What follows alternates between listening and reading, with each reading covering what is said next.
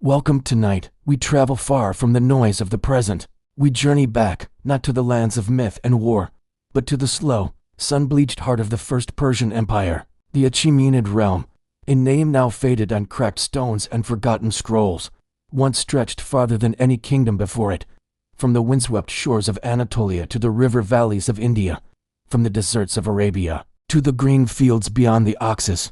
But this is not a story of conquest or of kings on horseback. This is a story of those who lived quietly beneath that vast sky, of merchants counting silver by lamplight, of messengers galloping across endless roads, of temple fires flickering in silence, and of ordinary people just trying to make it to the end of the day. You will not hear shouts, nor clashes, nor roars here.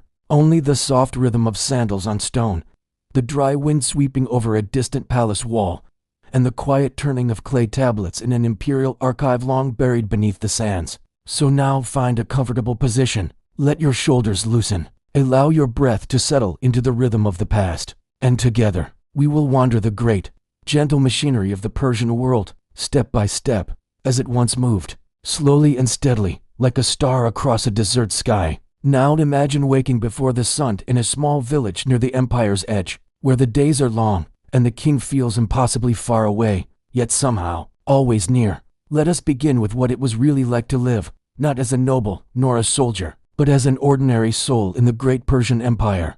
Now imagine yourself waking before dawn in a small, dry village nestled against the foothills of what is now western Iran. The air is cool at first, but already carries a faint dryness, a whisper of the sun that will rise soon, and with it, the long day ahead. You rise quietly, because the rest of the family still sleeps, your wife curled against the wall, your youngest child tucked into a mat of reeds. There is no time to waste. Today, like most days, you must walk and walk far. 2 weeks ago, the tax collector passed through the village, and the quota must be met. You owe barley, a bundle of firewood, and a list of items you don't quite remember agreeing to.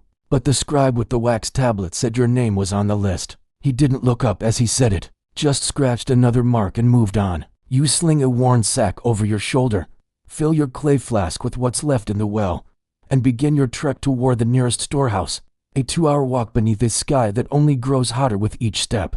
There are no roads, not really, only foot-worn paths lined with sharp stones, and the low hum of insects that seem to follow wherever you go. On the horizon, you can just make out the outline of a stone pillar, an imperial marker. It bears the name of Darius the Great, though you cannot read it. You only know the symbol carved beneath it, a winged figure, arms outstretched. They say it's Ahura Mazda, the god of light and order. You hope he is watching today. When you arrive at the granary, the sun is nearly overhead. Sweat runs down your back. Your sandals are worn thin. The official greets you with a nod, says nothing else. You untie your barley. It is weighed on a carved stone scale, and noted down by another scribe with inky hands and half-lidded eyes. There is no praise, no thanks, only the sound of wax tablets clicking shut. You ask quietly if the tax is complete. He pauses, checks a second list, clicks his tongue. You forgot the bundle of date palm fibers. You will have to return tomorrow. You do not argue. Back at home, your wife has fetched water from the stream. She is baking flatbread in the clay oven out back. It is warm, dry, but filling. You eat in silence. The children speak, but you barely listen. Your legs ache. Tomorrow, the walk will begin again. There will be more lists, more weights, more clicking of wax and seal. This is life under the Persian Empire, not one of cruelty, but of quiet obligation. A life of dust and patience, of walking and waiting. No one watches over you, but the empire is always there, in the shadows of its scribes, in the names etched into stone, in the hands that weigh your barley. You do not hate it, but you do not love it either. It simply is. And tomorrow, it will be again. Soft pause, faint sound of wind over flat plains, a crow in the distance. Now, let us rise gently from the dust of this ordinary life, and step into the story of a man who once ruled over it all, not with fire, but with policy, and a vision vast enough to bind a continent. His name was Cyrus, son of Cambyses, grandson of Cyrus, born into the Achaemenid dynasty. His realm was a patchwork of subjects and satrapies stretching from Central Asia all the way to the Mediterranean, and he inherited a kingdom on the brink of collapse. But while his father was remembered as a brutal conqueror, Cyrus the Younger had other plans. He would be known as the second founder of the Persian Empire. Step into his story. Welcome to the first episode of a series about Persia's golden age. The year is 530 BCE. The city is Babylon. Hanging in the shadow of its great Ishtar Gate, Cyrus the Younger, king of Persia, sits upon a raised throne. His dress is Median, his cap Persian, his boots Babylonian. Around him are men from every corner of his realm, Elamite, Susian, Parthian, even Greek. He gestures to an assembly of advisors, his words translated by a secretary who stands close by. Cyrus wants to write something remarkable, something that will outlive him and set his empire apart from every other that came before. He wants to write a law. For centuries, kings had made laws based on custom or religion. These were new concepts, written in stone for everyone to see. Cyrus wanted his empire to stand for something grander than conquest. His grandfather Cyrus the Great had been a warrior king. His father, Cambyses, had been obsessed with Egypt. But Cyrus the Younger was different. As a young prince, he accompanied his father on military campaigns and watched firsthand how war destroyed the very cities and people it claimed to conquer. So now, surrounded by the spoils of Babylon, Cyrus pondered a radical idea. What if his empire could rule not by force alone, but by consent, not through fear of punishment, but hope for prosperity? What if his empire wasn't a burden to his subjects, but a benefit? Over the next 3 years, Cyrus assembled a council of elders from across his domain, each chosen for their wisdom and knowledge of their people. He gathered scribes and scholars, lawyers and judges, and instructed them to draft a legal code for his entire empire. At the same time, Cyrus set about building infrastructure that would connect and protect his far-flung subjects. New roads were built from Susa to Babylon, Ecbatana to Persepolis. The empire was crisscrossed with royal roads, allowing messengers to travel between distant cities in a matter of days. As these projects progressed, a strange thing happened. The people of Cyrus's empire began to feel connected to him, to each other, and most importantly, to their king. In 529 BCE, the Council of Elders presented Cyrus with their work, the first ever written set of laws intended to apply equally to all his subjects. Now, let us take a moment to step into the world of ancient Persia. Imagine you are a subject of the Persian Empire. Who rules over you? Well, ultimately, it is Cyrus. He is the great king, the one who put his stamp on every province, defeated rebellious cities and issued decrees that all must obey.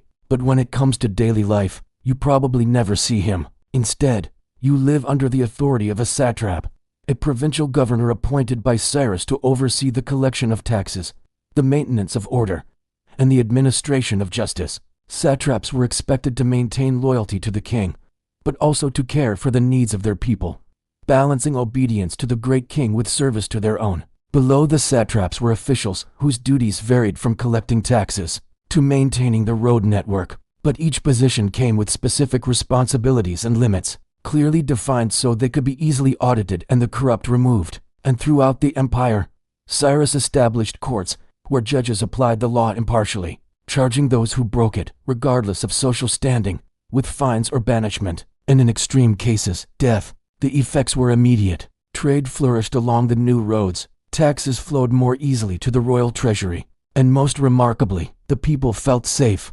But not everyone was so pleased with Cyrus's reforms. Enter Darius, a member of a minor royal line, once slated to be Cyrus's successor, but passed over for the throne when Cyrus adopted his nephew, Cambyses II. Darius was ambitious, but he wasn't the only one. Following Cyrus's death, 6 would-be heirs seized key cities and launched a civil war. For the next 2 years, Persia descended into chaos. Loyalists backed Cambyses, while rebels supported pretenders like Darius. But by 522 BCE, only 2 contenders remained: Cambyses, the true heir, and Darius, the rebel satrap of Media. Now, let us step into the story of Darius. For 2 years, he and Cambyses fought a brutal war across Persia. Darius raised armies of Medians and Persians, while Cambyses marched loyalist troops through the Zagros mountains, pillaging rebel satrapies as he went. Darius proved a brilliant commander, defeating Cambyses' forces decisively at the Battle of Tyria. But when he turned to finish off the remaining loyalist garrisons in the north, he found himself opposed by a man he didn't expect, a Persian general named Gamata. Darius had heard of this man before, a brilliant strategist and loyal servant to the crown. Gautama had frustrated Darius's attempts to raise rebel provinces, and now, sword in hand, he stood ready to defend Persia from the usurper. Darius hesitated, weighing his options.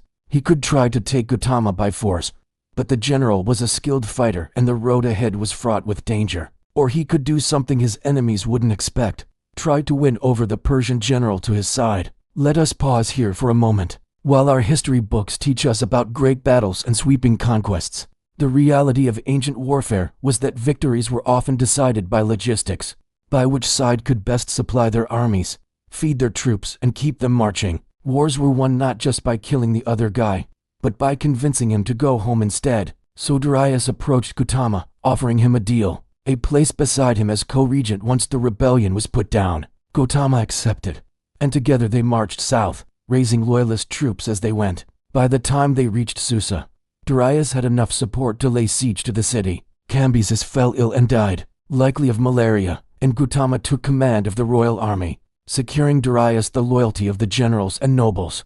Only one city remained defiant, Persepolis, the seat of royal power and home to many of Cyrus's relatives. Darius laid siege to the city, but after months of fighting, he grew weary of the bloodshed. Once again, he tried diplomacy, inviting the city's leaders to a peace summit, but as they approached the Persian camp, assassins sent by the stubborn king killed them all. Darius entered Persepolis, executed the king's family, and claimed the throne. Now, let us return to the story. Darius, the man who would become Darius the Great, had seized the throne, but he knew his victory had come at a cost. The empire was in ruins. Rebellious satraps still controlled parts of the country. Royal officials were wary of one another. To secure his hold on the throne, Darius needed to prove he was worthy of the crown. He began by reasserting central authority, crushing rebellions and punishing disloyal satraps. He reorganized the empire, dividing it into 20 provinces or satrapies, each governed by a loyal satrap who reported directly to him.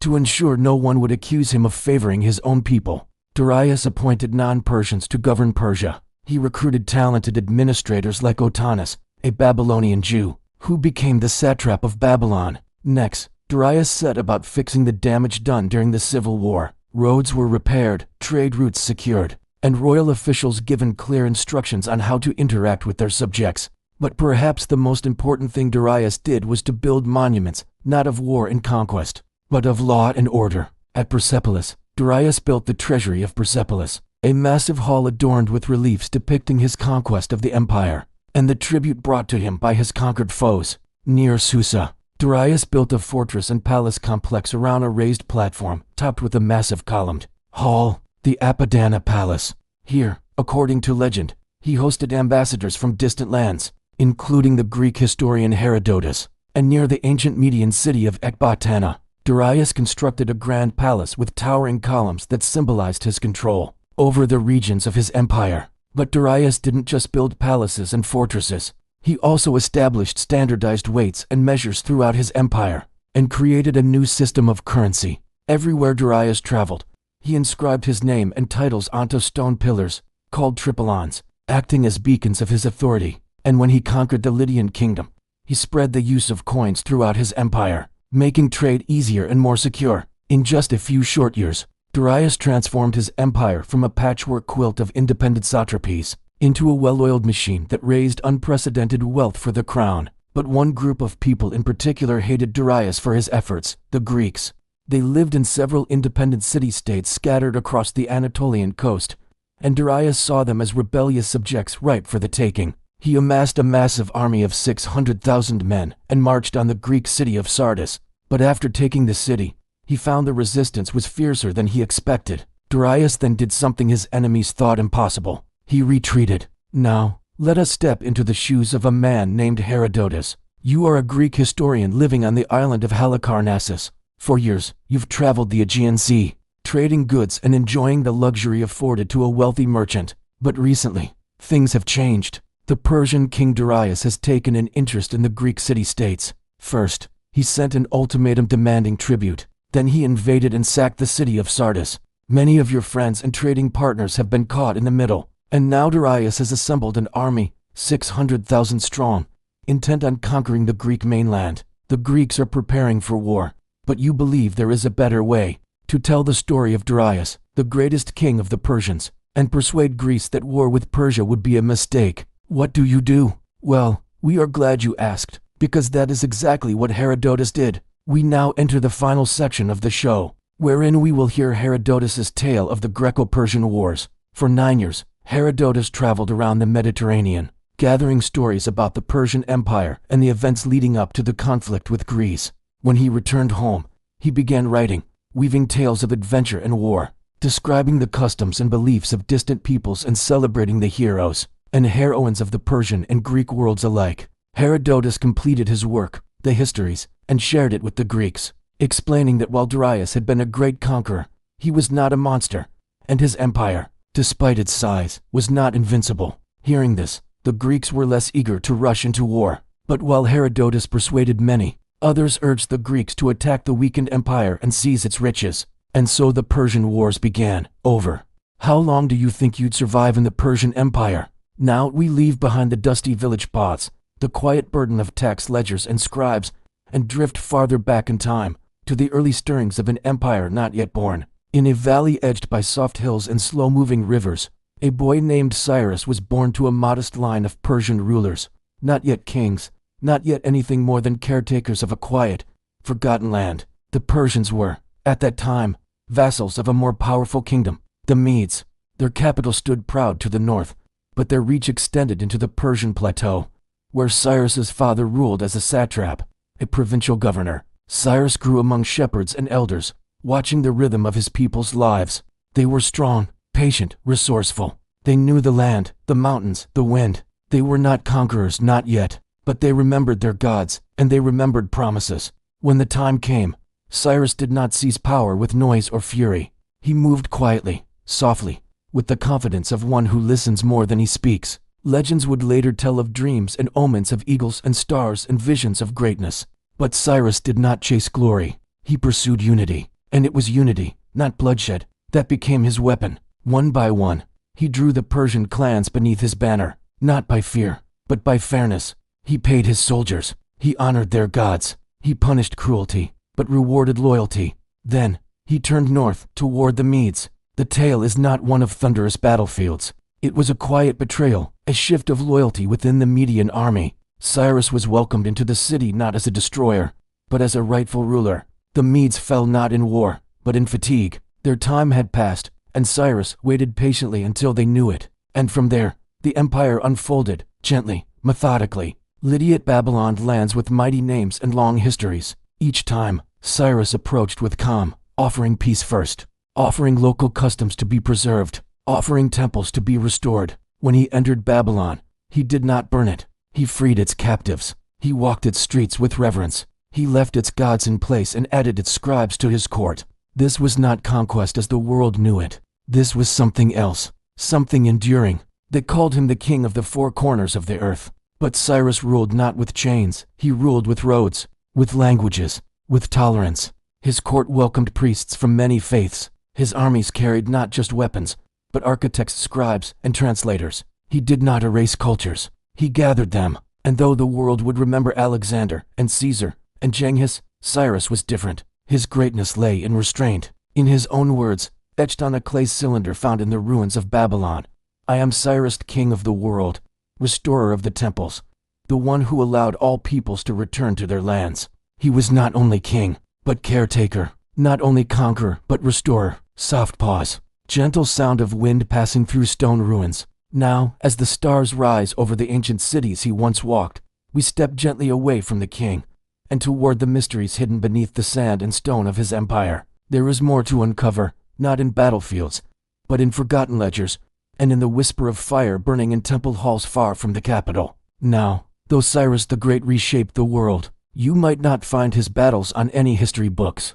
You won't find tales of his conquests passed down through the generations either. You see, when Cyrus came to power, the Persian people were scattered across their mountainous homeland. Sure, they'd won a few victories against neighboring kingdoms, but for the most part, the Persians were an occupied people. They were tired of fighting for freedom, and even more tired of dying for it. So when Cyrus took the throne, he made a decision. Instead of raising an army and chasing glory, he went on a diplomatic tour, meeting with local leaders and bartering for autonomy. One by one, he struck deals with neighboring city-states, each one brokered with the same three things: respect for local religions, amnesty for former combatants, and promises to uphold the traditions of the conquered. Sure, this wasn't very kaboom, you're annexed, but it worked. Cyrus brought the disparate Persian tribes together under one banner, united by these shared agreements, setting the stage for a massive empire.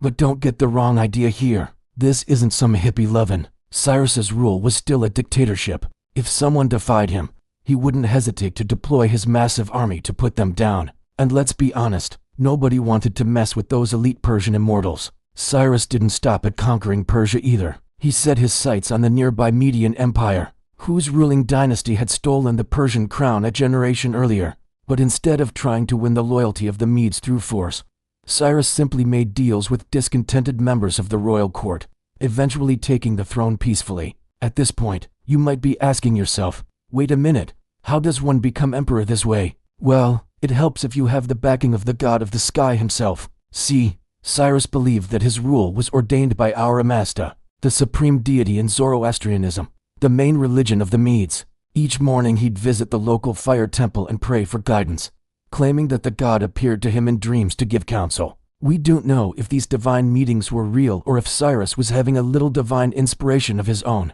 Either way, it bolstered his legitimacy in the eyes of his people and gave him the divine right to rule. This divine calling also informed his foreign policy. Cyrus had a particular fondness for Babylonia, a kingdom in Mesopotamia known for its wealth and its religious tolerance. He'd already shown leniency to Babylonia in their war with Elam, granting them independence after they laid down their arms. And it paid off because when Cyrus marched on Babylon, the citizens opened the gates without a fight. And once he was in, he treated the Babylonians well. He freed the slaves, returned stolen artifacts to the temples, and established the region as the capital of his empire. For his troubles, he was rewarded with total control over the Fertile Crescent, an area stretching from the Persian Gulf to the Mediterranean Sea. And that was just the beginning. Over the next 70 years, the Achaemenid Empire would grow to include everyone west of India, north of the Caucasus Mountains, and east of the Balkans. In fact, it was the largest contiguous empire the world had ever seen up until that point. That's impressive, sure, but what does it mean for you? Well, if you were a subject of the Achaemenid Empire, your life would look pretty nice. Cyrus instituted a uniform legal code for all his subjects, which granted them equal access to courts of law. He also standardized weights and measures, set up a sophisticated road system, and administered vaccines to combat the spread of disease. Plus, he was a fan of public works projects, building palaces, parks, and gardens throughout his domain. If you were living in the Middle East during the time of Cyrus, you could be forgiven for thinking that this era of peace and prosperity would last forever. Sadly, that wasn't the case. After Cyrus died in 530 BCE, the empire split apart into 3 regions, leading to centuries of instability and conflict. Eventually, the Arab armies swept across the Middle East, bringing an end to the Achaemenid Empire and ushering in a new era of conquest and destruction. So if you had somehow survived under the rule of Cyrus the Great, chances are you didn't make it out alive during the Islamic conquest. Now the palace halls grow quiet. The king has departed. The voices of ministers fade, and we follow the silence down stone corridors and through shaded doorways to a very different kind of power, soft, silent, and pressed into clay. Welcome to Persepolis, not the Persepolis of tourists and postcards, but the ancient city itself, alive with heat and humming with the soft scratching of styluses across damp tablets. In the grand audience halls above, royal decrees are spoken aloud, but here, below, a different language rules, one of numbers, names, dates, and quiet accountability. This is the world of the scribes, and it is the soul of the empire. The Persepolis fortification tablets, over 30,000 of them, were never meant to be read aloud. They were not declarations nor myths. They were records, small rectangles of baked clay, each inscribed in Elamite, the cool, compact administrative tongue of empire. Some carried short notations, 10 measures of wine delivered to the priest of Mithra. Others held entire chains of transactions, grain transported across provinces, gifts bestowed to travelers, payments made to workers in precise rations. They were never meant to last forever, and yet, they did. The scribes themselves are nameless now, but you can still picture them sitting cross-legged in dim, dry rooms, a thin reed stylus in hand, their clay still soft and warm from the sun. Their work was not glamorous. They did not shape battles or raise cities, but they kept the gears turning, every priest fed, every road repaired, every palace stocked with oil and wine, All of it passed through their fingers. The most remarkable thing is not what the tablets say, but what they reveal. That the empire was not built on brute force, but on systems, on routine, on 1,000 tiny acts repeated every day by people whose names we do not remember. Even women appear in these records. Named, paid, in charge of teams, receiving provisions for work performed. The tablets do not judge, they do not flatter, they simply record. Imagine walking among them. Each tablet a sealed envelope from the past, rustling with voices just out of earshot. What stories would you hear if you could tune them in? A baker noting jars of figs brought to market? A farmer listing the year's barley harvest? A traveler arriving at a roadside inn? A carpenter completing a new palace gate? What would your life have been like if you'd lived among them? If you were born male, you might find yourself at a writing desk before you could walk, learning the sacred script at your father's knee. You would learn the language of the empire, the lingua franca that connected mountain villages and seafaring cities, that carried the weight of laws and the precision of contracts. And every day you would inscribe more records, more names, amounts, sums of money, dates, rations, seals. Women's lives would have been different, more likely centered around the home. But some would travel, too, working alongside men in faraway workshops, trading posts or royal estates, always moving, always recording. You would need to memorize hundreds of names, titles, and seals. Every governor, every priest, every caravan leader, every soldier, every boatman. You would carry the memory of the empire in your head. To survive in the empire, you must know the law. There were dozens of laws, many from centuries ago, still hanging on as the empire spun toward its end. Some governed trade, some marriage, others punishments, fines, debts, and inheritances. You would need to keep track of them all, not just for your own life, but for those you worked with. For in an empire without phones or internet, it was the scribe who kept time, tracked seasons, and announced holidays. They announced the new year with the first rains, marked the planting season with the vernal equinox, celebrated the summer solstice with bonfires, and ushered in the harvest with sheep sacrifices. Scribe, you would need to read the sky. To navigate the empire, you would need to watch the stars. Their positions told you where you were. Their paths showed you how to get somewhere else. By reading the heavens, you could guide caravans safely across the mountains, lead sailors around the coasts, and let farmers know when it was safe to plant. Scribe, you would need to count. Numbers governed everything. How much grain went into tax? How many laborers did a city need? How much did each worker earn? How many sheep would a noble family sacrifice? If you couldn't count, you couldn't survive. Scribe, you would need to know the geography of the empire, the great rivers, mountain passes, oases, and harbors. You would need to know the borders and boundaries, which tribes lived where, what crops grew where, what metals were mined, what temples stood where. Scribe, you would need to know history. Each ruler had his own story. Cyrus the Great, Darius the First, Xerxes, Artaxerxes.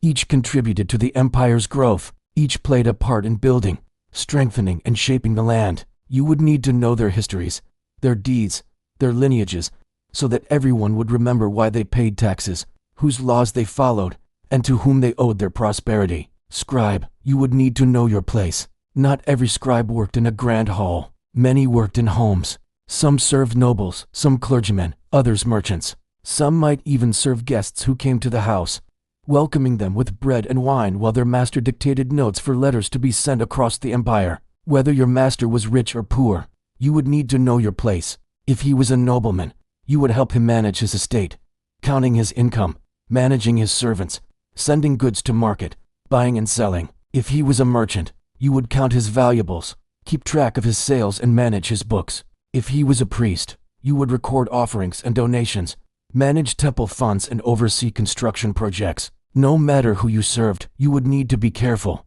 Your master's wealth depended on your diligence. His honor depended on your discretion. If you misplaced funds, if you misrecorded accounts, if you failed to pay a debt, you could ruin him. Scribe, you would need to be honest. With so much responsibility, you would need to be trustworthy. After all, the entire empire ran on records. The king collected taxes, nobles bought and sold, priests gave blessings, merchants traded, farmers grew, soldiers fought, all because of records. Would you have been a scribe? Did the quiet work of records appeal to you? Or would you rather have ridden with the cavalry? Would you have preferred leading a merchant caravan or selling spices in a crowded market? Do you imagine yourself ruling a small village or presiding as a priest in a sun-baked temple? Whatever your role, It takes a certain kind of person to thrive in an empire. It takes someone who can count, read the stars, understand laws, speak many languages, endure long journeys, manage the books, tend the fields, fight beside friends,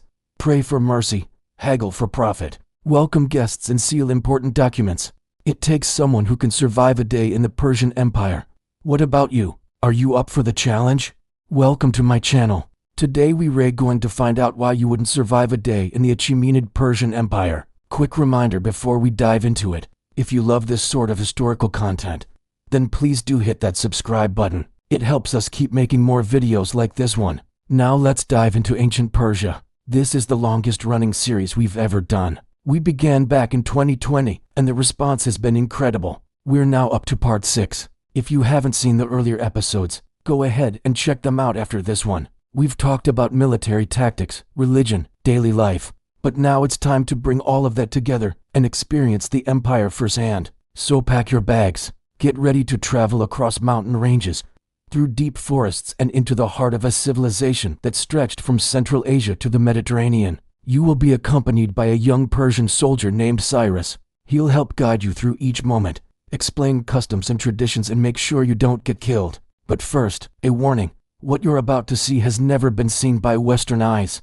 The only record of it comes from travelers whose languages sound strange. Names that roll off the tongue like Darius and Belshazzar. What you're about to see is real, but it is filtered through centuries of interpretation. Are you ready? Well, then let us begin your journey. Satraps and the court now. Step quietly out of the clay-filled archives and into the high, shaded courtyards of the empire's most powerful houses. The voices here are lower, the sandals softer, the authority invisible. You are standing in the domain of a satrap, a governor, a noble, a man entrusted by the King of Kings to rule in his name over provinces that stretch for hundreds of miles. There is no shouting here, no clashing of steel. Power moves slowly and speaks very little. The satrap's palace is not loud with gold or marble. Instead, it is quiet, cool stone corridors, walls painted with calming ochres and blues. Rows of cypress trees lining a rectangular courtyard where the sun glows gently through thin silks, hung for shade.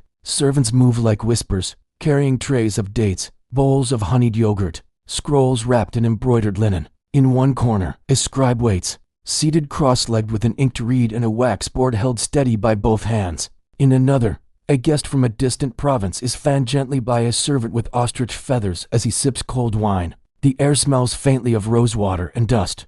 The satrap himself sits at the center, cross-legged on a raised platform beneath a canopy of green fabric. He speaks rarely, but all lean in when he does. His job is not merely to rule, but to maintain order, to keep the flow of goods moving, the people quiet, the taxes reaching Persepolis without interruption. He may have hundreds of men under his command, but he governs them with silence, not with noise.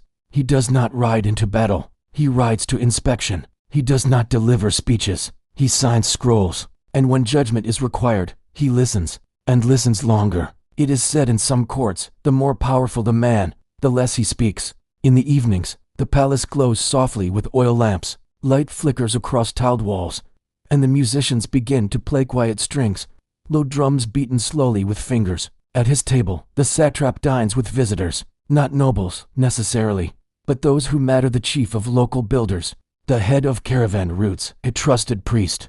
Conversation is careful, measured. No voice is raised. Across the empire, there are dozens of satraps like him. Some rule lands where snow falls thick, others rule deserts where camels are worth more than gold. But they all serve one throne, and they all know they are not kings. They are stewards, trusted, but never beyond reach. A mistake, a failed harvest, a hint of rebellion, a delayed caravan can mean quiet dismissal. Or worse, to outsiders, this court may seem calm, serene, but beneath its silk cushions and perfumed oils is a constant tension. The knowledge that power flows from a distant king, and that even the softest voice can carry deadly weight. This is not a life of freedom, but of quiet responsibility, of balancing gifts and demands, of wearing honor like a robe, heavy and never fully your own. Soft pause. Imagine the gentle clang of bronze cutlery, the rustle of silk robes against marble. And so, as the lamps are dimmed and the servants retreat one by one, we leave the satrap to his thoughts. Beyond his palace walls lies a web of cities, temples, caravans, and strangers bound together by language, coin, and road. Let us follow those roads next, not toward conquest, but toward connection. Cyrus leads you away from the satrap's palace, deeper into the city. There's much to see. There are bustling bazaars filled with merchants selling everything from perfume to pomegranate. The streets are wide, clean, and crisscrossed by canals that bring fresh water into the city. Everywhere you look, you see evidence of wealth. Palaces with white marble columns, gymnasiums with rows of athletes, temples with carvings depicting the gods. But not everyone is so fortunate. Cyrus points out a group of beggars huddled together near the canal. Some are missing limbs, others have sores covering their bodies. The king takes care of his people, Cyrus says, but not all people are favored. You watch a beggar drop to his knees and beg for charity. A passerby ignores him, but a woman pauses and drops a copper coin into his outstretched hand. That was kind, you say. Most are not so lucky, Cyrus replies, leading you down a narrow alleyway lined with shops. Come, I want to show you something interesting. At the end of the alley, you find a small house with faded paint and cracked walls, but inside is a treasure trove of books. Parchment scrolls are stacked on shelves, and a fire crackles in the center of the room, casting shadows on the walls. An old man looks up from a scroll and smiles. Ah, welcome. Come, sit and talk with me. He gestures to a cushion on the floor. What brings you to my humble abode, you ask? I am a Magish, a keeper of ancient wisdom, he says, stroking his long white beard.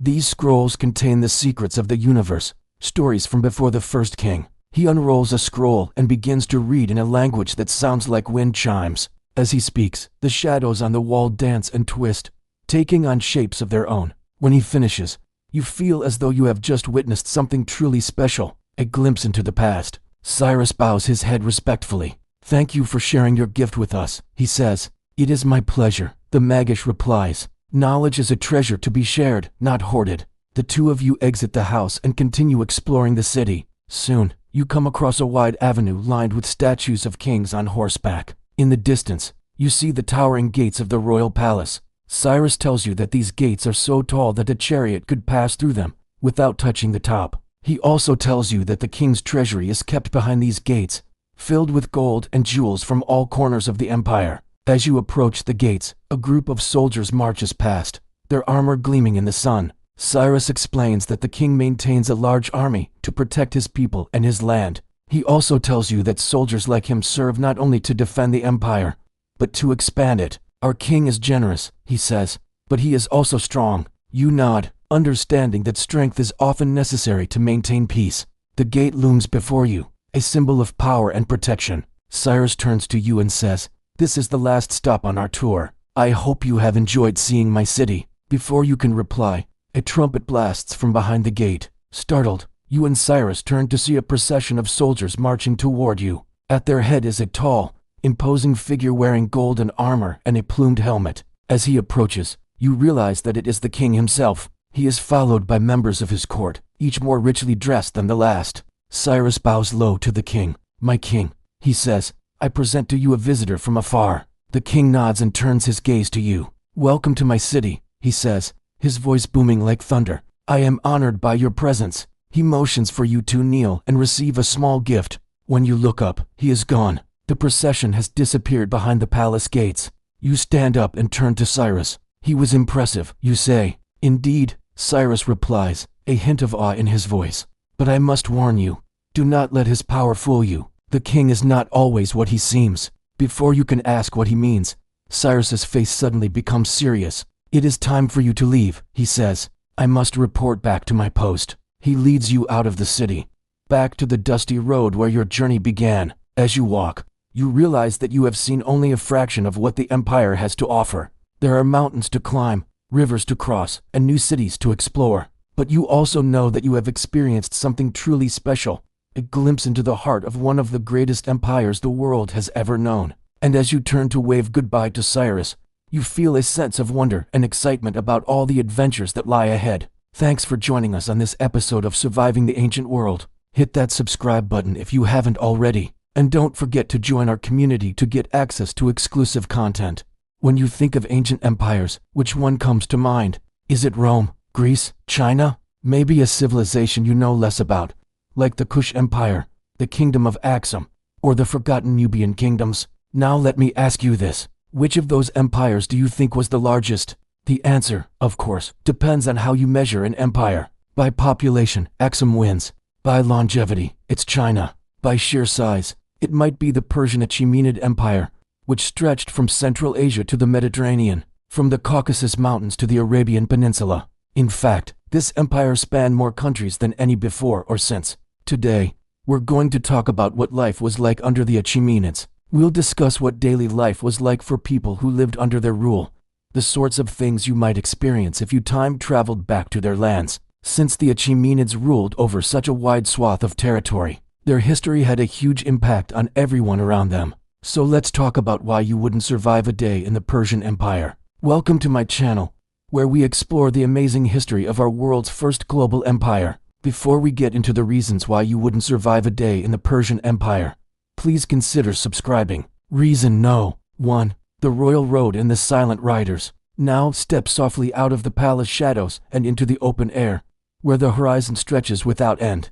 Before you, a narrow ribbon of packed earth winds across the land, flanked by low stone markers and tufts of dry grass. It disappears into distant hills, and reappears on the other side, like a thread gently sewing the empire together.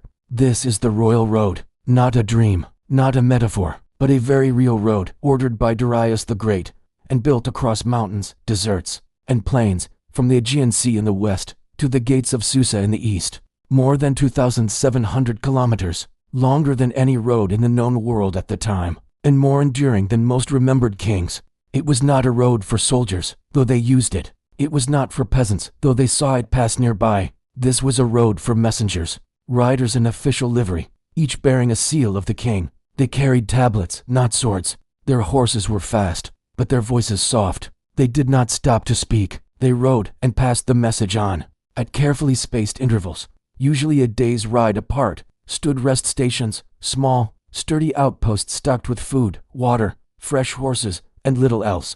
The riders would arrive, dismount, hand over their sealed message, and it would continue on with a new horse, a new man, but the same silent urgency. There is nothing in the world, wrote the Greek historian Herodotus, that travels faster than these Persian couriers. No weather stopped them, no darkness delayed them. Day and night, through snow or sand, the king's word flowed. But it was not only the king's voice that passed along this thread. Orders from satraps, grain tallies from provinces, tax records, military updates, temple requests, foreign gifts, invitations, cautions, and treaties all rode this road. It was a living artery, pulsing not with blood, but with information. And along its length, people learned to wait for news, for arrival, for word from the center. At the edges of the empire, this road was a symbol, not of force, but of presence. You may never see the King of Kings. You may never enter Persepolis, but the road ran through your province, and through it you were seen. You were heard,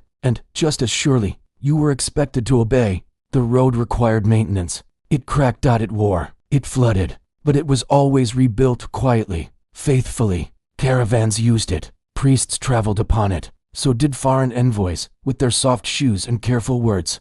The road was not a monument. It didn't shine. It didn't rise. It simply continued, mile after mile, month after month, year after year, and in its stillness, it held the empire together better than walls. Soft pause. Imagine the wind rustling dry grass, the distant clip-clop of hooves fading into silence. Today, you can still trace its path in broken stones, in shallow ruts worn by forgotten wheels. But the road itself lives on in every system built after it, every postal route, every courier station, every quiet handoff of words from one to another, in trust and in silence. Reason 2. The eyes and ears of the king. The Achaemenids ruled over a massive empire. To effectively govern over that much land, they had to have a system of eyes and ears to monitor their far-flung territories. Enter the satrap. There were many of them, between 20 and 23 provinces in all. Each one had a governor called a satrap, whose job it was to collect taxes, maintain order, and watch for potential rebellion. And they weren't alone. Every satrap had a secretary, treasurer, judge, and police force. Additionally, there were informants, spies, travelers, merchants, and soldiers who also kept an eye on things. If anything seemed amiss, the satraps could alert Cyrus or his successor. The great thing about the Achaemenid Empire is that the king didn't have to be an autocrat. He got to enjoy the fruits of being a constitutional monarch, meaning that he shared power with a group of advisors. However, if you disagreed with the king, then your opinion was considered treasonous. Reason 3. Imperial cults. Throughout history, emperors and kings have been deified. The Romans turned Augustus into a god. The Japanese emperor is considered divine. And Cyrus the Great of the Achaemenid Empire was no different. While Cyrus is mostly famous for his religious tolerance, he wasn't above promoting his own cult. Cyrus Cylinder, the precursor to the Universal Declaration of Human Rights, famously proclaimed the freedom to choose one's religion. He returned temples to their original owners and generally made sure that no one bothered pagans, Jews, Christians, Muslims, or Zoroastrians. But he also expected those subjects to worship him. Royal iconography showed Cyrus as a conduit between heaven and earth. Some historians suggest that Cyrus promoted himself as a kind of god-king. In fact, the Greeks took this idea and ran with it, turning the Persian king Xerxes into the villain of their stories. In their retellings, Cyrus was wise and fair. Xerxes, on the other hand, was a tyrannical godless tyrant who forced people to worship him or die. Whether the Greeks were right or wrong doesn't really matter.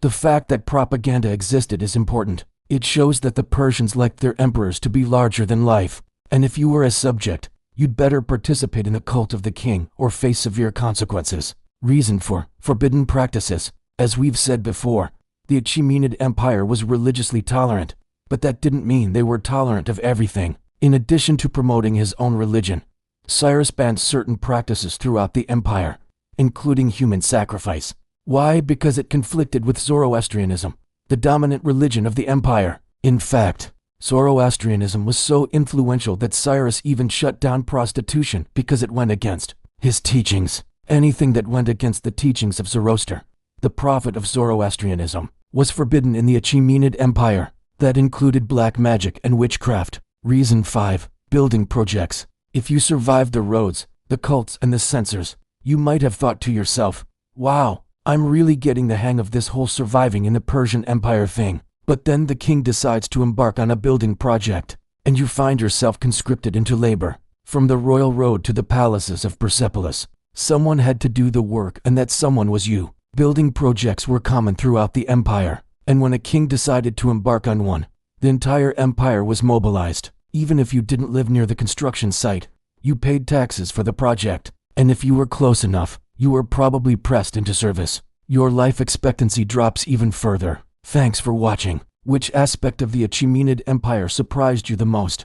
Let us know in the comments. And don't forget to subscribe for more videos of time travel. See you next time. Imagine yourself back in time, in the heart of the ancient Persian Empire. You've been transported right into the epicenter of power. You might think you'd fit right in, but trust me, you wouldn't survive a day in the Persian Empire. Let me explain. Welcome back, everyone. Here's what would happen if you time traveled to ancient Persia. If you grew up in the West, your history books probably didn't cover much about the Persian Empire. You might remember the stories of Cyrus the Great, how he freed the Jews from the Babylonians and founded the Achaemenid Empire in 559 BCE. Then you might know about Alexander the Great, how he defeated the Persians and ended their empire. But what about life in between?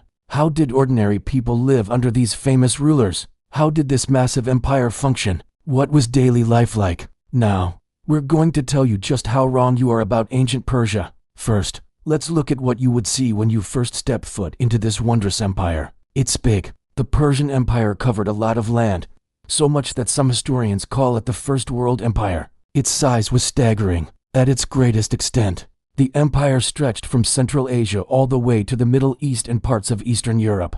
If you traveled the length of the Royal Road, you would pass through multiple climate zones. Along the way, you'd see mountains, deserts, grasslands, rivers, and forests.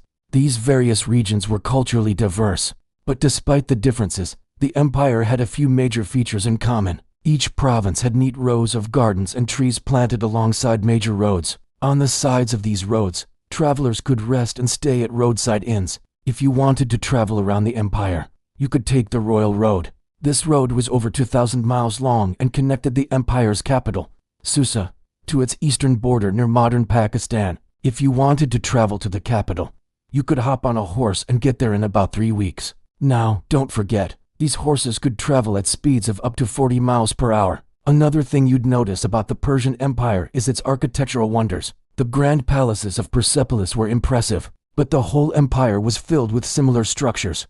Most buildings were made from wood and mud brick. Homes often had flat roofs that doubled as outdoor living spaces, but wealthy homes could also boast tall towers and beautiful gardens. One structure you'd recognize immediately, however, are the fire temples. Every fire temple followed the same basic plan. There was a square stone platform, a raised area in the middle for making offerings, and a lower hearth. But the most important part of the building was the brazier and the flame that never went out. Every temple had a gate with a pointed arch and 2 columns. The column on the left was plain, but the one on the right showed a bull, a flower, or another symbol. Before entering the fire temple, visitors had to wash their hands and feet in a nearby pool. Once you entered the main chamber, you would see a fire burning inside a metal cylinder. This fire represented the soul of the empire and kept the world in balance. It also symbolized purity and knowledge. One of the most prominent features of the Persian Empire was the fact that it was multicultural. The Achaemenids ruled over people of many different races,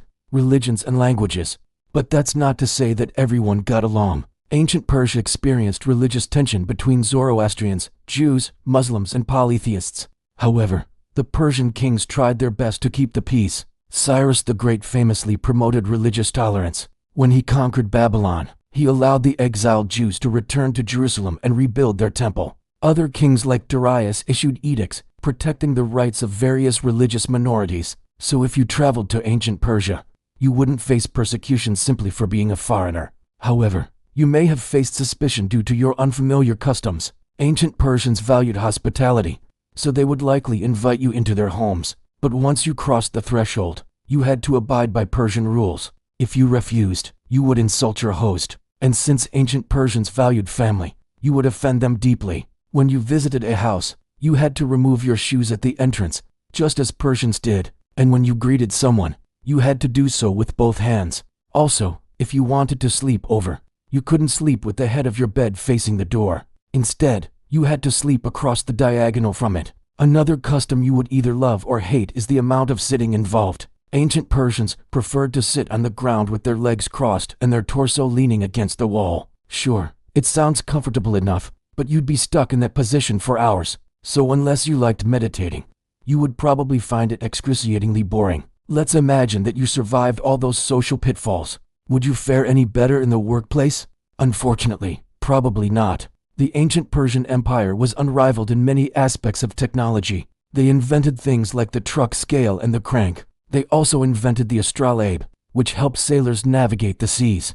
The empire was famous for its metalwork, art, textiles, and glasswork. But all these innovations required skilled labor, so chances are you weren't cut out for the job. Unless you were a craftsman, you'd probably end up working on one of the empire's many building projects. Unfortunately, you'd find out quickly why the Persian kings were known as the King of Kings. Whether you were building a palace, road, or fire temple, the work would be backbreaking. Not only that, but you'd also have to pay taxes on top of that. The workers who constructed the empire were mostly slaves or foreigners, who were taken during military campaigns. No one chose to work for the Persian Empire, but sometimes you didn't have much of a choice. If you lived in an empire city, the government could draft you for public works, and if you refused, you could be punished. So if you were a skilled worker, you might actually want to leave the empire. Otherwise, you'd probably die from exhaustion. Finally, we come to food, because nothing ties people together like the foods they eat. Ancient Persians enjoyed simple foods such as lentils, onions, and eggs. They also liked fruits like pomegranates, melons, and figs. Meat played a huge role in Persian cooking, and hunting wild animals was a favorite pastime among the nobility. However, meat wasn't always easy to come by, so people developed vegetarian recipes instead. Vegetables, nuts, and beans became staples in the average person's diet. To prepare food, ancient Persians used earthenware pots, copper dishes, and stone ovens. They also employed clever techniques to season and preserve their food. But whether you ate with the king or on the street, you couldn't escape one crucial ingredient: spices. Since ancient Persia spanned multiple climates, not everything grew everywhere. That's why the empire established trade routes through Central Asia and Arabia to obtain precious imports. Spices like cinnamon, ginger, and pepper made their way to the Persian Empire and found their way into nearly every dish. So if you went to a banquet, you might enjoy a chicken stew with cinnamon, ginger, pepper, cloves, and nutmeg. Meanwhile, a poor person might spice their lentils with salt, pepper, and mint. What's certain is that no matter your status, you would need plenty of water to wash down all that spice. Water was extremely important to the Persians. They understood the connection between water and agriculture, so they carefully managed the flow of rivers in each province. They also constructed ingenious irrigation systems. In places like Ecbatana, the capital of Media, the citizens dug a series of canals that brought water to the crops from a nearby river. If you were a wealthy merchant visiting the capital, you might stay in a luxurious inn with a courtyard full of exotic plants and trees. After all, the empire was known for its gardens. The Hanging Gardens of Babylon were located in the empire and featured for levels of lush vegetation. But you wouldn't find these gardens in the capital. Instead, they were located in the province of Babylon. Likewise, if you traveled to Susa, you might visit the magnificent Apadana Palace. This was one of the finest buildings in the empire and featured beautiful artwork that depicted the unity of the empire. You would have marveled at the intricate decorations and the hundreds of columns that held up the roof. Unfortunately, if you were an ordinary citizen, you wouldn't have seen much of the empire's splendor. The grand palaces and bustling capital cities were for the elite. The majority of the population lived in rural areas and worked as farmers. Most villages consisted of simple houses with thatched roofs and clay walls. Life would have been difficult for most people in the Persian Empire, especially if you were a woman. Women were expected to handle most of the domestic duties, such as caring for children, tending to livestock, and preparing food. They could own property and operate businesses, but most women were confined to the home. Overall, life in the ancient Persian Empire wasn't as easy as you might have imagined. Between the harsh terrain, complex social rules, and heavy workloads, you might have longed for home. And who could blame you? Zoroaster was a teacher and religious leader who changed the spiritual landscape of the Persian Empire. His teachings emphasized the importance of truth, justice, and morality. One of his core beliefs was that humans had free will and were responsible for their actions. Zoroaster taught that the world was in a constant battle between good and evil, represented by the twin gods Asha and Druj. Zoroaster believed that individuals had the power to choose which side they fought for. This revolutionary idea gave people hope and a sense of control over their lives. His teachings also promoted a tolerant and inclusive society, which was unusual for the time period. Zoroaster's ideas spread throughout the empire, influencing the rulers and shaping the culture of ancient Persia. His legacy continued to influence later religions like Christianity and Islam. Zoroaster's impact on the ancient world was profound. His teachings offered a new way of thinking and a path to personal growth. He emphasized the importance of ethical behavior and the power of individual choice. Zoroaster's message of hope and responsibility continues to resonate with people today. Now you know why you wouldn't last a day in the Persian Empire. Thanks for watching. Which fact surprised you the most? Let us know in the comments below. And don't forget to subscribe for more videos about ancient history. Would you survive a day in the Persian Empire? How about an hour? We've already learned that your life expectancy was measured in years, not days. And soon you will meet the queen. But first, let us turn back the clock to before the palaces were raised, before the armies set out, before the banners were unfurled. Before there was an empire, there was a king. And like all good kings, Cyrus the Great wanted to make sure his house was in order. He brought his unruly family together and told them to behave. And by the gods, did they listen? Cambyses, his brother, became a model ruler. Darius the Great, his son, expanded the known world. Xerxes, his grandson, kept busy writing his own story. These three men were heroes of legend, each more glorious than the last. But what if you survived them? What if you stepped off the boat into Susa or Babylon, eager to trade or to spy or to simply see the world? What then? Now you must navigate the streets, and that in itself was a gamble. Now let us walk with you through Susa, the capital, the beating heart of this empire, where every street is paved with gold and every house echoes with 1,000 languages. If you've navigated the bazaars of Damascus, haggled over spices in the shadow of the pyramids, gambled in the halls of Sardis, bought your freedom in the slave markets of Memphis, you are half ready for Susa. There is no other city like it. On every corner, merchants call out news from India and from Greece.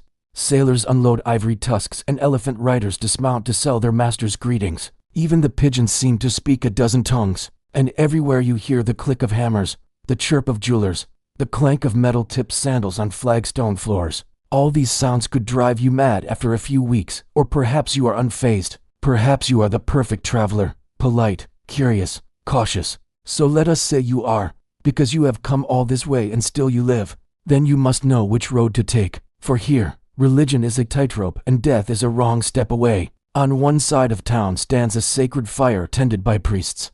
On the other, pagans pray beneath a sky full of gods. Down one street, the rhythmic clang of a blacksmith echoes from a temple. Around the corner, monks ring the bronze bells of a tower. There are shrines, too, some for forgotten gods, others for kings, both mortal and divine, and some for beings that straddle the line between this world and the next. Cyrus may have tamed his family, but the spirits of this land, they remain wild, and you cannot escape them. Now, you must choose your path carefully. Do you venerate the old gods?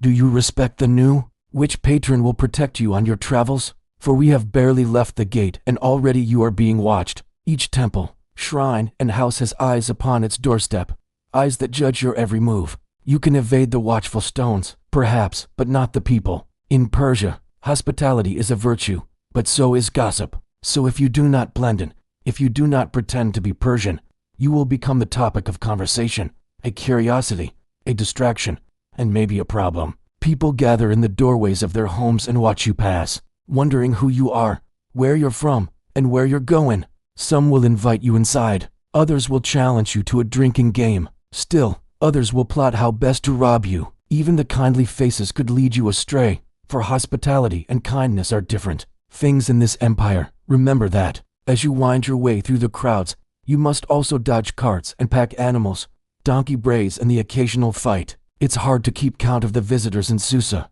The number of tongues is as countless as the gods you've ignored, and you cannot bargain your way out of this city. Everyone wants something from you. Beggars ask for coin. Shopkeepers want to sell you trinkets. Servants demand payment for favors you didn't ask for. And if you resist, if you refuse to play by their rules, you will feel the heavy hand of the law, for this is no lawless city. Every street has a guard post, usually manned by 2 soldiers. Some carry bows, others have clubs, and although you haven't broken any laws yet, it would be wise to stay out of their sight. Do not challenge them. Do not mock them. Do not draw your weapon in their presence. Do not even breathe too loudly. You have navigated the streets and survived the scrutiny of the city. So far, so good. But now it is time to meet the man who made this empire possible. Cyrus the Great, the King of Kings. Like any ambitious monarch, he loved a good building project. So he built himself a tomb fit for a god. Except this one is buried under a mountain. It doesn't show unless you know where to look. That is, unless you're a scholar like Ctesias of Knidos, who spent years trying to find the king's final resting place. He failed, but he wasn't totally off the mark. He just needed a bigger shovel. Somewhere beneath this mound lies Cyrus, along with his wife and his sons, entombed in gold and precious jewels, sealed within a mountain that looms over the rest of the tombs. They are packed tightly here, these monuments to the dead, like cattle in a pen. The remains of Cyrus's father and mother huddle in a corner. A long line of kings stretch toward the horizon. Across the way, the founder of the Median Empire sleeps, surrounded by a moat filled with venomous snakes. But don't worry, you aren't expected to keep track. You don't need to remember any of their names or the order in which they lived. All you need to know is that each of these mounds marks the passing of a great leader, and that you shouldn't disturb the dead. Don't get too close to the crumbling stone or the irrigation ditches that crisscross the site. Don't imagine you can unearth Cyrus's golden chariot.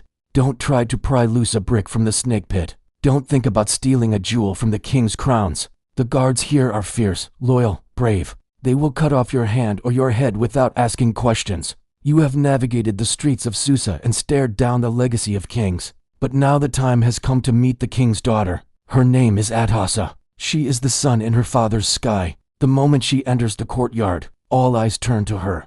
Guards part before her like the Red Sea. Her attendants lean in to whisper praise in her ear. Her suitors wait patiently in the shadows. Atassa is beautiful. She is intelligent. She is dangerous. If you catch her eye, bow your head. If she smiles at you, do not return the gesture. If she speaks to you, answer truthfully and quickly. She may ask you about your homeland, your family, your reason for coming to Susa. But don't lie to her. Don't flatter her. Don't avoid her gaze. Don't even breathe too heavily. If you do any of these things, you will feel the heat of her displeasure. You have survived the streets, the king and the princess, and now we are ready to tell you why you wouldn't survive a day in the Persian Empire. The music has changed. The lamps have dimmed. The chatter of scholars and courtiers has faded to a murmur. The servants have disappeared, and all eyes turn to the center of the room. Soon, a figure will appear, and you will die. To learn more about the Persian Empire, check out the series in the description below. Now go back and watch why you wouldn't survive a day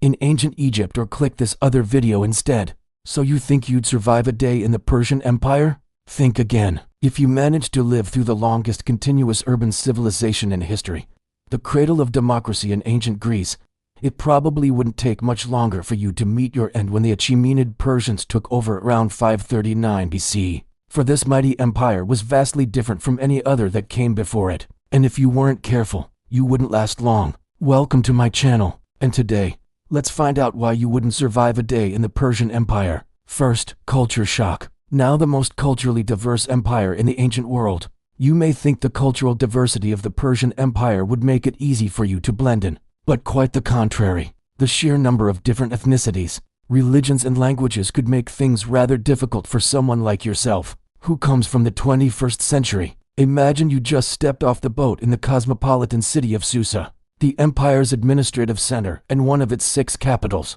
It's a cultural hub where people from Central Asia, North Africa, and the Arabian Peninsula converge. The streets are bustling with merchants from Anatolia, soldiers from Central Asia, and bureaucrats from Mesopotamia. Everywhere you look there are people from different cultures speaking different languages, and if you didn't know the language or customs of the region, you would stick out like a sore thumb. In fact, because of the multicultural nature of the empire, there are many different styles of dress, religious symbols, and ways of behaving, and it would be very difficult for anyone to follow all of the customs of every culture, unless you had multiple personalities. Furthermore, the Achaemenid Persians ruled over a vast area that included parts of modern-day Turkey, Iraq, Iran, Afghanistan, Pakistan, Central Asia, and the Caucasus. As such, the empire stretched from the Mediterranean Sea in the west to the Indus River in the east, encompassing several distinct cultural regions, and in each of these regions, there were their own local customs and traditions. So even if you knew one language or followed one set of customs, you still might run into trouble in another part of the empire. And then there's the small matter of religion. The Achaemenids were Zoroastrian by faith, a monotheistic religion with a strong emphasis on good and evil. Other religions such as Judaism, which had a significant following in the empire, viewed Zoroastrianism as a false religion that could spell trouble for you if you worshipped the wrong god. Just ask the Jews. When Cyrus the Great conquered Babylon in 539 BC, he allowed the Jews to return to Jerusalem and rebuild their temple. But when Darius I came to power, he persecuted the Jews and tried to destroy their religion. Achaemenid rulers were tolerant of other religions as long as they did not threaten the stability of the empire. If you were found guilty of practicing an outlawed religion, you could be put to death. Then there are the customs. The Persians had some strange customs that could easily offend someone from the 21st century. For example, the Persians believed that the left hand was unclean and used it for bathroom purposes. This meant that they reserved the right hand for eating and other ceremonial purposes. If you were to eat with your left hand, you would be considered very rude. Another custom that you might find offensive is the way that the Persians treated their wives. Polygamy was common among the elite and prostitutes were widely accepted. Women could also be put to death for adultery. Finally, you must remember that the Achaemenids were a highly militarized society. Soldiers were everywhere and war was common. If you were not careful, you could easily get caught up in a conflict and killed. The climate. Unless you're a supermodel or an action hero, the dry heat of the Iranian plateau will probably take its toll on you pretty quickly. The terrain is mostly arid with very little rainfall. Summers are hot and winters are cold. If you don't pack accordingly, you could easily die of dehydration or exposure. The dry heat of the desert can be brutal and you need to drink plenty of water to stay hydrated. If you don't, you could suffer from dehydration and heat stroke. And if you are not used to the cold winters, you could easily freeze to death. And even if you manage to stay hydrated and warm, the terrain is also very difficult to traverse. Much of the empire is mountainous and there are very few roads.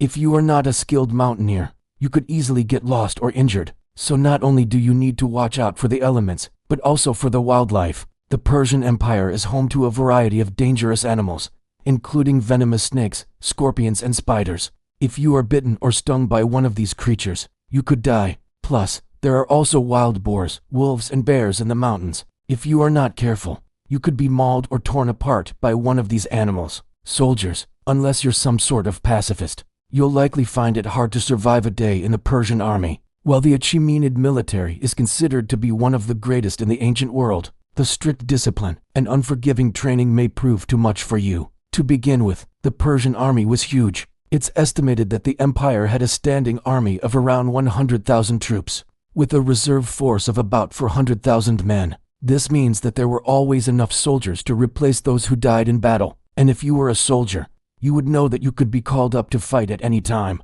What's more, the Persian army was incredibly diverse. Troops came from all over the empire, and as we mentioned earlier, this could cause problems. After all, the soldiers would not always speak the same language and might not understand each other's customs. This led to friction within the ranks, and if you were a foreigner in the Persian army, you would have to be very careful to avoid offending your comrades. But perhaps the most difficult thing about being a Persian soldier was the training. The Persians were renowned for their military skill, and they expected their soldiers to be at the top of their game at all times. This meant long hours of practice and drills, and if you were not able to keep up, you would be punished. The food, if you have a refined palate, you should steer clear of the Persian Empire. The food may seem bland compared to the spices and flavors of today. The cuisine of the Persian Empire was a product of its environment.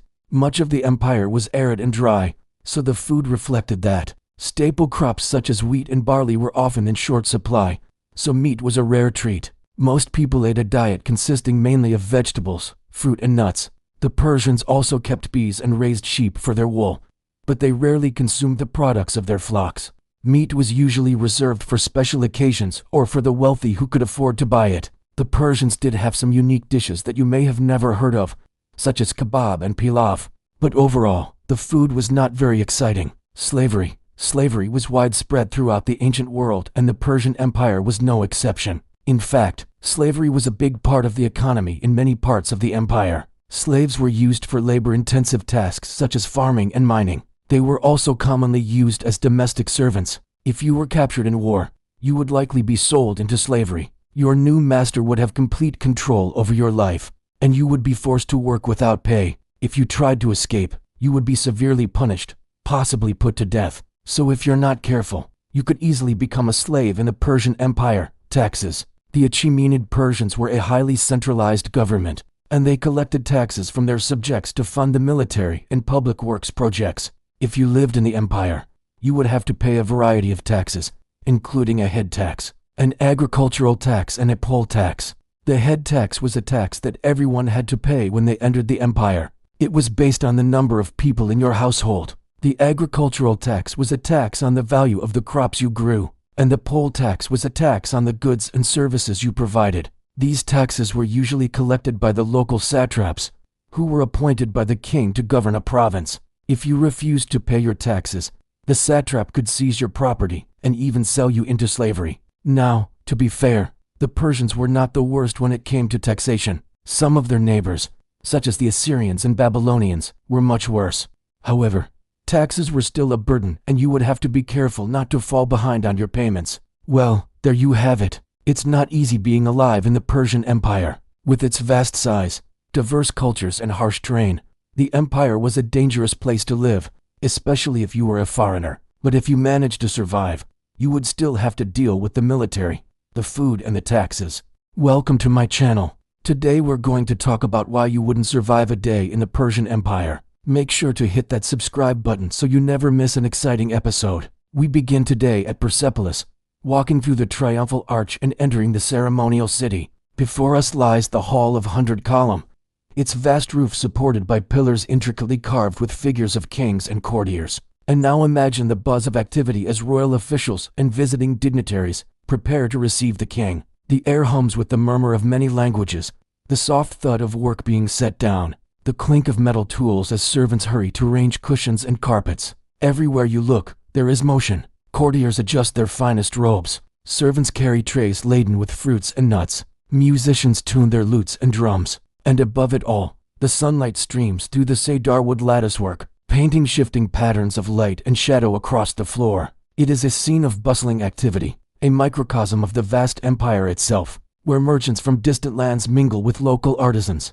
where ideas are exchanged and cultures converge. But as you walk through this vibrant city, you can't help but notice that something is missing. There are no soldiers, no weapons, no reminders of the empire's military might. In fact, As you explore further, you realize that violence of any kind seems strangely absent from this place.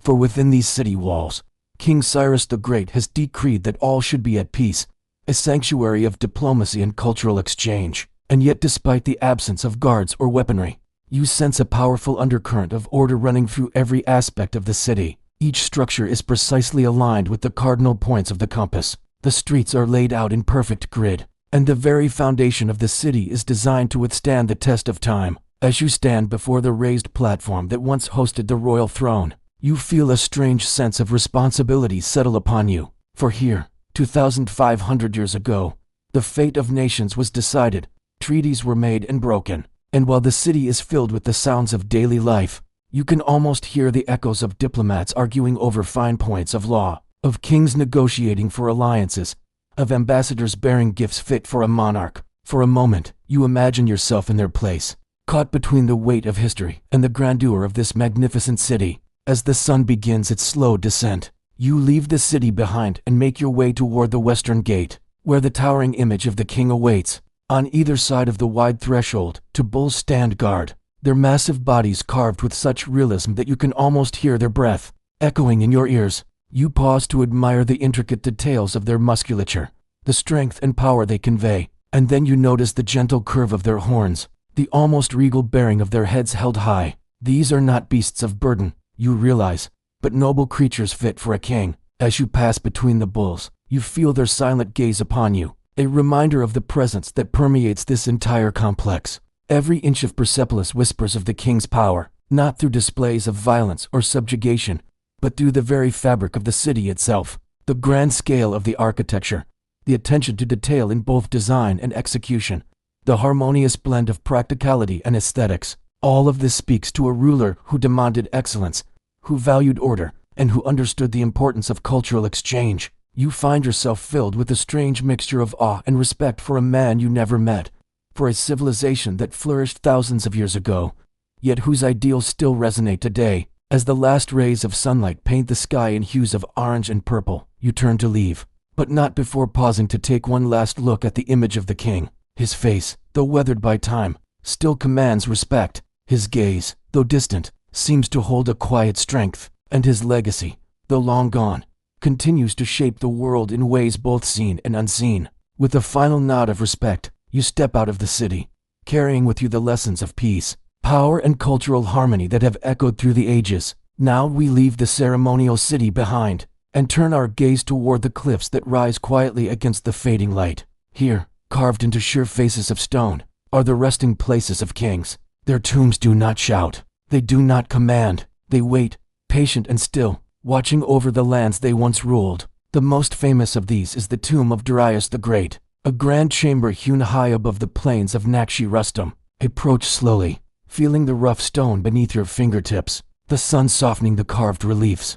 For bulls, massive and silent, stand guard at the entrance, their muscles frozen in time, their eyes calm and unblinking. Above them, a carefully carved inscription speaks quietly to those who pass, reminding all who see it of the king's lineage, his deeds, and the order he maintained. Inside the tomb, there is only silence. No gold or jewels remain, no echo of footsteps or voices, only empty space, measured and calm, as if the very walls themselves were holding their breath. The king is gone, but the stone endures. Nearby, other tombs lie nestled like silent sentinels, each carved with similar care, each telling its own story in quiet relief. They speak of kings who sought not only to rule in life, but to be remembered in death, not for their power, but for their place in the eternal order. Imagine standing here at dusk, the sky a soft wash of pink and purple. The wind brushes over the cliffs, carrying the faint scent of earth and stone. You are surrounded by echoes, not of battle cries,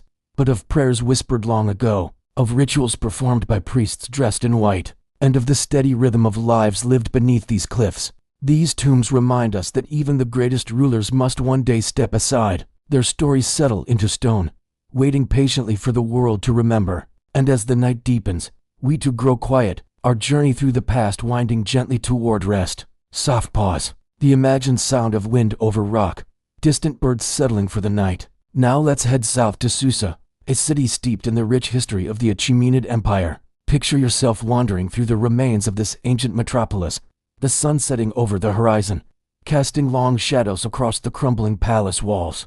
You're in the royal treasury, surrounded by the ghosts of treasures past. Gone are the gold and silver that once overflowed these chambers. No longer do chests overflow with jewels from the farthest reaches of the empire. Instead, there is only dust motes dancing in the fading light and the whisper of silk as it brushes against the crumbling bricks. Outside, the wind carries the scent of orange blossoms and the distant sound of chanting from a nearby mosque. The sky is a canvas of vibrant colors as the sun dips below the horizon. But inside the treasury, there is only the quiet rustle of the wind making its way through broken window frames. You move on, passing through deserted courtyards where fountains have long since dried up, and marble pools have turned to cracked mosaics of turquoise and lapis lazuli. Each step takes you deeper into the heart of the city, closer to the palace where generations of kings once held court. As darkness falls, the city comes alive with the nocturnal symphony of crickets and the haunting melody of an owl's call. The stars begin their slow ascent, one by one,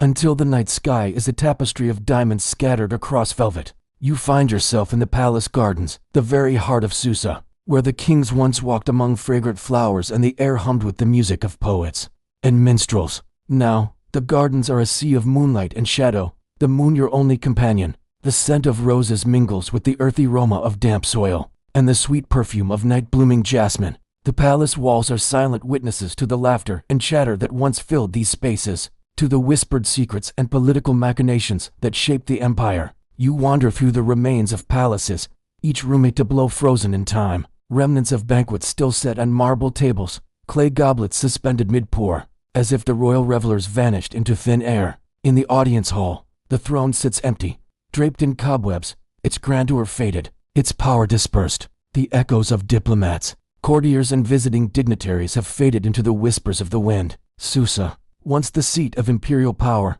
now sleeps beneath a blanket of stars. The bustling bazaars, the vibrant markets, the rhythmic clang of the blacksmith's hammer, the lilting melodies of musicians, all are silenced, leaving you in the hushed company of the past. The weight of centuries presses down, the memories of empires both lost and found. You, a solitary traveler, stand at the crossroads of millennia, bearing witness to the rise and fall of civilizations. As the moon climbs higher in the star-studded sky, you make your way through the deserted streets, the cool night air brushing against your skin. Each step resonates with the footsteps of those who came before, each turn in the road echoing with the laughter and conversations of an age gone by. The ancient city of Susa, once the jewel of the Persian Empire, now rests in the embrace of the night, its treasures scattered, its halls abandoned, its stories waiting to be unearthed. As the darkness deepens, you find yourself enveloped by the spirit of this forgotten metropolis, a lone figure amidst the ruins of grandeur. The faint glow of distant oil lamps mingles with the brilliance of the celestial expanse, creating a surreal panorama of light and shadow. The scent of spices, incense and exotic blooms hangs heavy in the air, mingling with the earthy aroma of baked clay and aged stone. You navigate the labyrinthine passages of the palaces, each chamber whispering tales of a bygone era. The royal dining hall, where feasts fit for a king were once laid out, now echoes with the whispers of the wind. The throne room, where decrees that shaped empires were made, is shrouded in darkness, the heavy velvet curtains concealing the empty days. You stumble upon a courtyard, its central fountain choked with weeds and overgrowth. Where once the cascading water had been a soothing backdrop to evening strolls, now only the chirping of nocturnal insects disturbs the stillness. The palace gardens, once a riot of color and fragrance, are now a moonlit sea of silver and shadow, the scent of roses and night-blooming jasmine mingling with the damp earthiness of the night. As the hours drift by, the moon becomes your constant companion, bathing the ruins in an ethereal glow. The silence is profound, broken only by the distant call of an owl or the rustling of a moth-eaten curtain. In the night breeze, the grandeur of the Achaemenid Empire, once a testament to human achievement, now lies in fragments around you. Amidst the crumbling walls and overgrown courtyards, you find a sense of melancholy beauty. The city of Susa, lost to the sands of time, reveals its secrets to the night, a silent symphony of moonlight and shadow. As the first hints of dawn begin to paint the eastern sky, you leave the city to its slumber, carrying with you the echoes of its glorious past. The night has deepened, and now the quiet presence of the ancient Persian empires settles round you like a shroud. The ghosts of kings and queens, scholars and artisans, warriors and merchants, all seem to gather, drawn by some unseen force. Their whispers mingle with the sighing wind and the rustling leaves, forming a chorus of voices from across the ages. You find yourself at the center of this spectral gathering, a conduit between the past and the present. Theirs is a tale of cultural fusion, of trade routes connecting distant lands, of religious tolerance and the exchange of ideas. They tell of empires that stretched from the Mediterranean to the Indus Valley, where merchants plied their trade and ideas traveled like seeds carried on the wind. Theirs is a history etched in stone, preserved in clay tablets and inscribed on crumbling columns. They speak of a time when the mighty Cyrus freed the Jewish people from Babylonian captivity, when Darius the Great forged an administrative marvel, issuing laws that applied equally to all subjects, regardless of their faith. Cyrus, with his keen understanding of cultural diversity, championed religious tolerance, ensuring that the Jewish temple in Jerusalem was rebuilt. Darius, with his passion for order and efficiency, established a system of satraps to govern his vast empire, fostering a sense of unity amidst diversity. These echoes from the past weave a tapestry of cultural exchange, a mosaic of beliefs and practices that coexisted under the umbrella of the Achaemenid Empire. They tell of a time when Zoroastrian priests conversed with Jewish rabbis, when followers of the god Ahura Mazda shared space with worshippers of Yahweh, when the polytheistic beliefs of the Persians intertwined with the monotheism of the Jews. The ghosts of ancient scholars come forth, their spectral fingers tracing the lines of faded cuneiform script. They speak of a time when scribes in Susa recorded not only the chronicles of kings, but also the religious texts that defined communities, ensuring that the words of prophets and priests were preserved for posterity. Theirs is a legacy that echoes through time, a testament to the power of cultural fusion and the resilience of the human spirit in the face of adversity. And as the night deepens, we too become part of this tapestry, listening intently to the stories of those who walked this earth millennia ago. We are reminded of the impermanence of empires, the ebb and flow of history, and the enduring strength of cultural resilience. As dawn approaches, the ghostly assembly disperses, their whispers fading into the morning mist, and you are left standing in the heart of the ancient empire, bathed in the soft light of a new day, carrying with you the echoes of a rich and diverse history. Welcome to my channel. Today we're exploring why you wouldn't survive a day in the Persian Empire. It's me. This series explores the incredible history of Persia, the Achaemenid Empire. If you love this kind of content,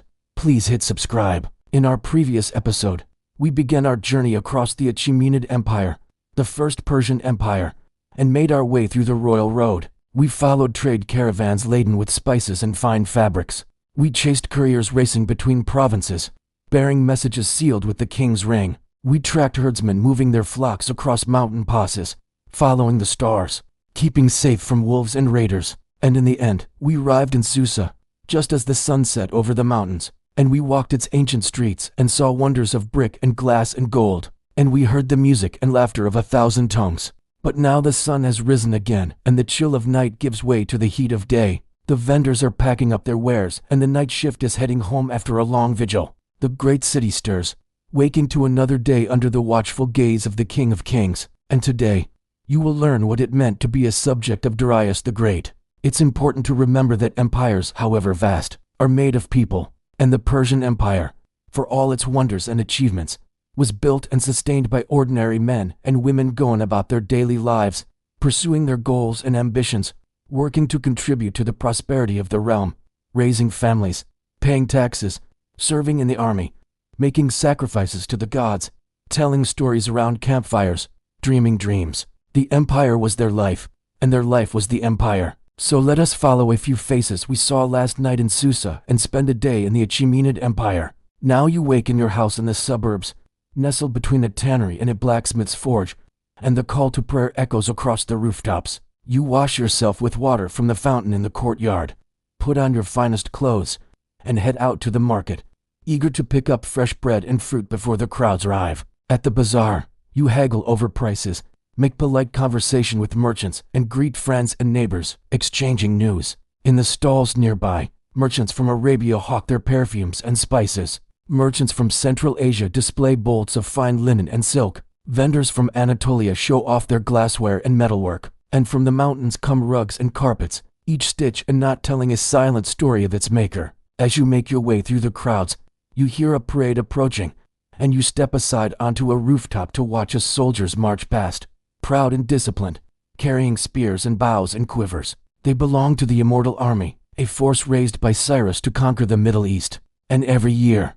new conscripts join their ranks while those who served their 2 years of duty move on to other tasks. Many will go on to serve as administrators and governors in far-flung parts of the empire. You recognize some of the provincial governors from the great satraps, whose seals you've seen on official documents. Their job is to keep order and collect taxes, ensuring that the king receives his due. It's not an easy task. One satrap, was recently beheaded for embezzling funds. Loyalty oaths are everywhere, as are the inspectors sent by the king to root out corruption. Then it's back to the market where you buy your food, chat with your neighbors, and pick up a small clay tablet inscribed with cuneiform script. Soon, if you're a merchant or a farmer or a craftsman, you will need to account for your business. Record your harvests, your sales, your taxes. Everything must be registered. So you use the tablet to inscribe numbers and symbols, recording your transactions for the tax collector. Such records are essential. They help the empire function. Officials in the center can keep track of revenues and manage the flow of goods across the realm. Once a year, everyone must register their property, pay their taxes, and report any crime they witnessed during the year. And now the tax collectors arrive to gather revenue for the king. You hand over your levy without complaint. Such is the price of living under the protection of the king. After the tax collectors leave, you take your son to the training yard where he practices archery and javelin throwing. He dreams of joining the immortals someday and fighting the enemies of the empire. Under Cyrus, Persia has become a melting pot of cultures, and many non-Persians serve in the army. Soldiers from Central Asia, from Afghanistan, from Anatolia. They stand shoulder to shoulder defending the realm. As the morning wears on, you and your family do your work. Tend your fields, peddle your wares, practice your trade, raise your children, pray to your gods. Life goes on as it always has, shaped by the empire, sustained by its stability, enriched by its diversity. But elsewhere in the empire, troubles brew. On the borderlands, nomadic horsemen raid into the lowlands, preying on merchant caravans and isolated settlements. The governor raises his sword to defend his province, but he knows his 2-year term in office will soon be finished, and he cannot commit the resources to raise an army. What he needs is a vizier, a deputy to govern in his place.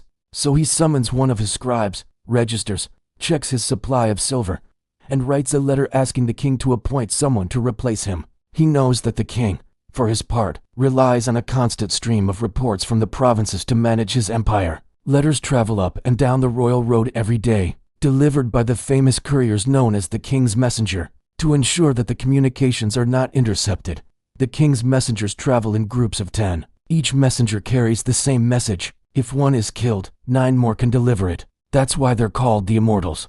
The king's messengers ride tirelessly on relays of fresh horses, delivering their messages in secret, sealed with the stamp of the king's seal. Even the king's seals are kept in a special treasury, guarded day and night by elite soldiers. And before anyone is trusted to handle one, they swear a blood oath of secrecy. Meanwhile, the scribe finishes his registration for the census and readies himself for his long journey along the royal road. When Darius came to power, he unleashed a wave of construction projects across the empire, building roads and temples and fortresses and cities. One of his greatest achievements was the creation of Persepolis, the ceremonial capital where all the kings of Persia are buried. Here, the greatest artisans and architects from across the empire gathered to build the king's grand palaces, working side by side, drawing designs on clay tablets and cutting stone with bronze tools.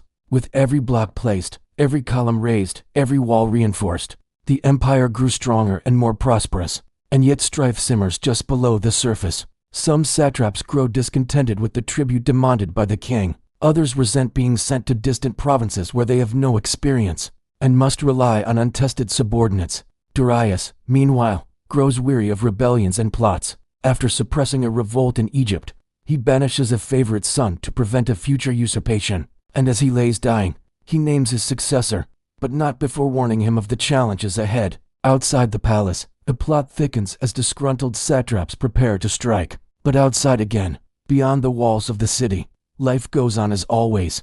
Farmers harvest their crops, merchants ply their trade, children play in the streets, lovers meet in secret, fathers tell stories, mothers hum to their babies, and the old sit on porches watching the world go by. Life is simple. Life is good. Life is the empire. For all its ambition and scope, The Achaemenid Empire was fundamentally a human endeavor, created and maintained by people working together, striving to achieve greatness and stumbling towards it, building, failing, trying again. But now Darius is dead and his empire trembles on the brink of war. And now the sky darkens as clouds gather and the wind rises. A lone rider approaches, bringing news of invasion from afar. A foreign conqueror threatens the eastern provinces and the satrap's plans unravel. As messengers gallop along the royal road, the rebels seize their chance.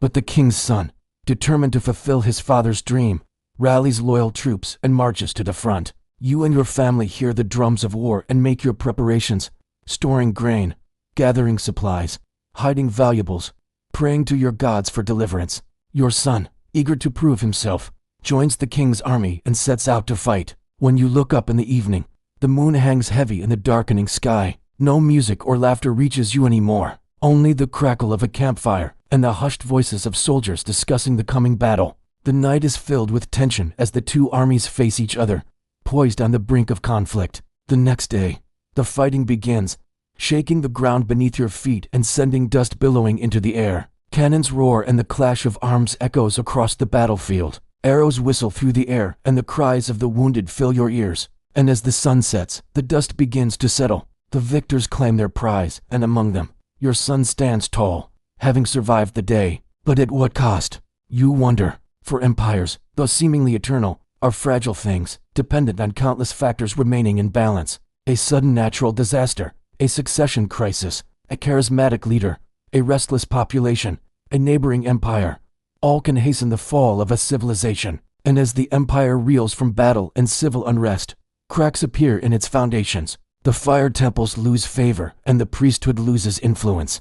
The tribute stops flowing in from some provinces. The military grows weaker, and slowly but surely, the grip of central authority weakens. The once mighty empire, unable to quell internal rebellions or fend off external invaders, fractures and collapses. The great palaces are sacked and burned. The statues are toppled, the columns crumble, the inscriptions wear away, and the empire fades into legend. The echo of the drums of war fades to a whisper, swallowed by the sands of time. Now, centuries later, you stand here beside me at the edge of the ruins of Persepolis. You trace patterns in the dust with the toe of your shoe, watching the wind sculpt the shadows of pillars across the ancient stones. We listen to the silence of the ruins, filled with the ghosts of 1,000 stories. We peer into the darkness of tombs, hoping for a glimpse of a king's treasures. We wander among the silent columns, tracing the forgotten carvings with reverent fingers, imagining the sounds of celebration echoing within these walls.